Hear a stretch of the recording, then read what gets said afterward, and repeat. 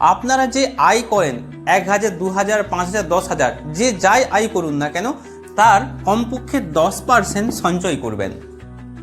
এই সঞ্চয় করে কোথায় রাখবেন টাকাটা? ব্যাংকে? একদমই না। যদি আপনারা টাকার 10% সঞ্চয় করে ব্যাংকে রাখেন, ভাববেন আপনার টাকা আস্তে আস্তে কমছে।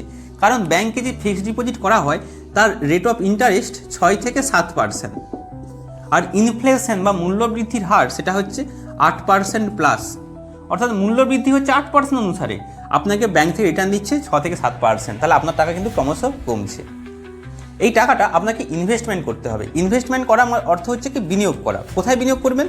অনেক জায়গা রয়েছে বিনিয়োগ করা, সেটা রিয়েল এস্টেট হতে পারে বা কোনো বন্ড হতে পারে। আমি আপনাদেরকে সব থেকে একটা সিকিওর একটা জায়গা বলবো যেখানে আপনারা বিনিয়োগ করলে কোটিপতি হতে পারবেন। তাহলে আপনারা 10% সেভ করলেন। এই সেভ করার জন্য টাকাটা আপনাদেরকে ইনভেস্ট করতে হবে Indian stock market. Indian stock মার্কেটে যদি আপনারা ডাইরেক্ট ইনভেস্টমেন্ট করেন তাহলে সেটা কিন্তু রিস্কি। কেন না? আপনি স্টক সম্পর্কে জানেন না, আপনি কোম্পানি সম্পর্কে জানেন না, আমি ধরে নিচ্ছি জানেন না। যদি আপনি ডাইরেক্ট স্টকে ইনভেস্টমেন্ট করেন সেখানে প্রফিটও যেমন প্রচুর, লস হওয়ার চান্সও বেশি। তাই ওই সব জায়গাতে ইনভেস্টমেন্ট করতে হলে আপনাকে নলেজ দরকার, আপনাকে অনেক স্টাডি করে ওই স্টকে ইনভেস্ট করতে হয়। কিন্তু আপনি যদি বলেন আমার কাছে অত শিক্ষা নেই বা আপনার কাছে অত সময় নেই, আমি শুধু টাকা দেবো, তাহলে আপনি ইনভেস্টমেন্ট করবেন মিউচুয়াল ফান্ড।